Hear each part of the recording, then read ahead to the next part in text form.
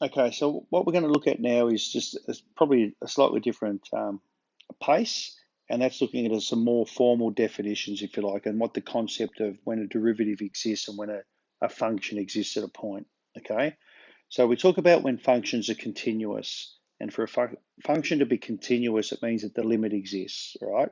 And the limit is the value the function takes as we get close to that point. So in other words, the limit of f of x as x approaches a value a is written as the limit of f of x as x approaches a. So we looked at that earlier in the topic when we were looking at our limits as h approaches 0 of f of x plus h, our first principles. Yeah. So we're sort of saying as h gets close to 0, what does the function approach? What does the value approach? All right. So that's what our limit does. All right. Now, the limit will exist if the function is continuous at that point. All right. And if the function, the limit will not exist if there's what we call a discontinuity across an interval. So in terms of discontinuities, let's consider the truncus graph, okay, where typically we've got that. Yeah. Clearly at x equal to 0, it's discontinuous. All right. So our graph isn't continuous at that point. And another words to think of that would be ask yourself the question, did you lift pen off paper to draw? And if you didn't lift the pen off the paper, well, you're looking at a continuous function. Parabola, cubic, quartic, sine graph, cos graph for that matter, as opposed to a truncus where we had to lift the pen off, hyperbola where we had to lift the pen off. So that's really, I guess, our concept of continuous and discontinuous, okay?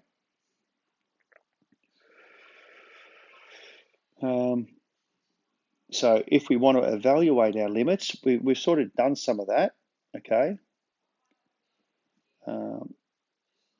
We substitute value. So in this case, we're looking at if there's no denominator, it's just clear cut. Just substitute the value of x in that we're looking at. So in this case, we've got the value of x as x approaches 1 of x squared minus 2x. So that implies then the limit as x approaches 1 is given by 1 squared minus 2 times 1 plus 3, which is equal to 1 minus 2 plus 3. So what's that? Negative 1 plus 3, which is equal to 2. So that's the limit. So if I was to sketch x squared minus 2x plus 3, what's that? X minus 1 all squared. So it's positive 1. X minus 1 plus 1 minus 1. Maybe something like that. Yeah. So as x approaches 1, the function approaches 2. So it might look something like that. All right. Now, if we do have a value of x in the denominator, we've got to be careful. All right. And we've spoken about this as well. As long as we don't end up with 0 in the denominator, again, we just substitute it in. So in this case, if we just substitute x equal to negative 3 of f of x is equal to negative 3 squared minus 9 over negative 3 minus 3, which is equal to negative 3 squared is 9, 9 minus 9 over negative 6, which is 0 over negative 6, which is just 0. So there's no issue if we get 0 in the numerator. Okay, it just happens to be. So that particular graph, okay, as so happens, as x gets close to negative 3, the function equals 0. Compare that though, let's just slide her up a bit. Compare that to this one here. If x is equal to 3, I get 3 squared minus 9 over 3 minus 3. Now, as soon as we get over 3 minus 3, which is 0 over 0. As soon as we get that, it means we could have cancelled something. And we did that with the h values. So if we go back to our function must be able to be manipulated. And if we consider the top, x minus 3 over x plus 3 over x minus 3, they cancel. So the function is actually the limit as x approaches 3 of x plus 3, which is actually 6. Okay, so in terms of evaluating your limits, if you get a 0 over 0, there's cancelling to be done. All right. Otherwise, 0 on a number, no issue at all. All right.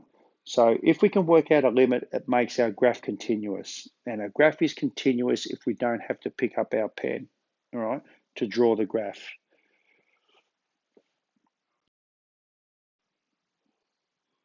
All right. So if we're going to consider our continuous graphs, consider continuity of where functions are defined. Okay. There's a few things we should note. All right, so they're common sense things, really. The limit of a constant is going to be the constant. So in other words, if I've got a constant value, doesn't matter which one it is, maybe I'm just going to put the line y equals 2. Well, it doesn't matter what x value I pick, the y value is always 2. Okay, so that's what this one's saying here. If the function is equal to a constant, well, it doesn't matter what x approaches, it's just going to be equal to that value. All right. This is I guess our associative law, isn't it? Okay, a distributive law. All right. So the sum of the functions is equal to the sum of the individual components. All right. That's just sort of a common sense one. All right. If we have a product of terms, well, the limits is just equal to the product of the individual limit terms. All right. Similarly, if we have a quotient, that's the individual limit values as well. All right. So they're just sort of common sense rules, really. Okay, that we can just substitute our points in to work out our limits. Now, this one here, continuity. For a graph to be continuous, okay, the function has to be defined at that point, makes sense. The limit has to exist, and the limit has to equal the function value. And sometimes you think to yourself, that could be, that's sort of common sense, but you can manufacture and draw graphs or come up with rules for functions quite easily to show that that wouldn't be the case. So I might decide to have a bit of a function here. I might put a hollow dot there, yeah, and then maybe put a point there. So that's the point where y is equal to 3, and that's at x equal to, say, 2. So that's f of x. So clearly, f of 2 is equal to 3. Is the function defined at 3? Yes, it is. So we tick off that it's defined at x equal to 2 because it's the value 3. The limit exists, yeah, but the two values aren't the same.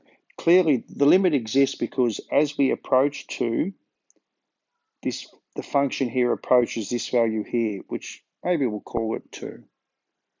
Yeah, so it approaches that value, it gets closer and closer to that value, but when we get to 2, it jumps up here. So you can manufacture things so it's not continuous. So, but if we can tick all three of these things off, it is, okay? Let's evaluate a few limits. If I put 2 in the denominator, we get 0. So let's see if we can factorize it at all. Limit as x approaches 2. Let's take 2 out the front, and that would make it x minus 2, x plus 2 over x minus 2, because it's going to be a difference of squares. They cancel, therefore the limit as x approaches 2 of 2 times x plus 2 is equal to 8. Okay, -3 in the bottom. Again, let's see if we can do anything with the top. We've got, that can be factorized to x plus 3, x minus 2 over x plus 3, cancel out. So it's just the limit as x approaches -3 of x minus 2, which equals -5. If I put 1 into the bottom, I get 1 plus 5 is 6 minus 6. So no doubt if we factorize top and bottom here, approaches 1 of, what's the top going to factorize? -2 minus 1. And the bottom will be, what's that? Minus, what is that one? Factors -5 minus 1, isn't it? X minus 5, x minus 1. Took a while. So they cancel. So that's simply just equal to the limit as x approaches 1 of x minus 2 over x minus 5, which is equal to 1 minus 2, which is -1, over 1 minus 5, which is -4, which is a quarter.